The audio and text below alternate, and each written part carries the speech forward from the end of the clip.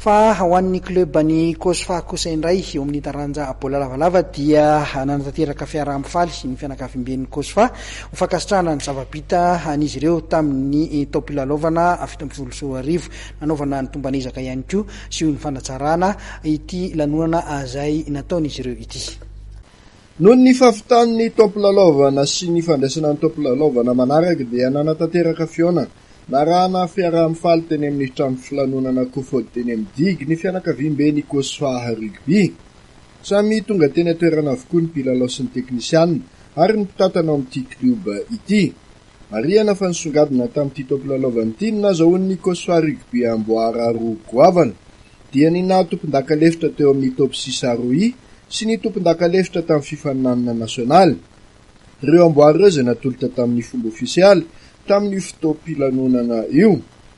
Nitarika ny lanonana moa ny jeneraly Ramavony Gérard atalay teknikan'ny Kosfa rugby. Fahazahoana ny amboarana Kongeza be dia ny amboara teo anivon'ny Aroi zany izay hitantsika ato sy ny amboara ny tompon-daka ny Madagasikara izay hitantsika ato.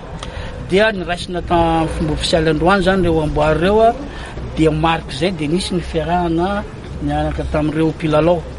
Dia fiarahana misakafo miaraka tamin'ireo mpilalao sy ny staffy teknika ary tao anatin'izany koa ny fitantana.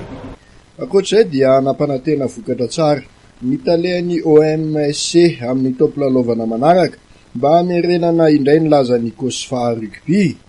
Tena zay amin'ity taona ity fa hisy ezaka bebe kokoa nasehon'ny Kosfa amin'ny zay lalao zoatreny amin'ity taom-pilalaovana ity. Ny fanantenana moa dia be dia be ary fanentanana daholo sy ny atleta rehetrarehetra izay joueur ny Kosfa fa hisy zavatra vaovao hoentina atolotry ny reto ekipa reto amin'ity taona ity amin'ny fampisehoana ny lazan'ny Kosfa hatrizay tsy malaza mahafantatra zany lazan'ny Kosfa eo amin'ny sehatry ny rugby zany ka amin'ny taona ity ngamba ahita vokatra tsara kokoa isika mpakafy ny baolina lavalava.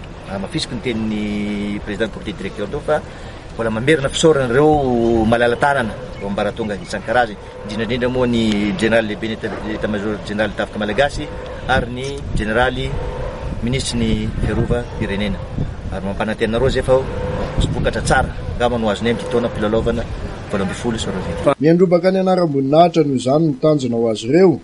Tetsakilan'izay dia nampanantena ihany koa ny anao ny farahery ny mpanazatra sy ny mpilalao amin'ity club ny Kosfa rugby ity.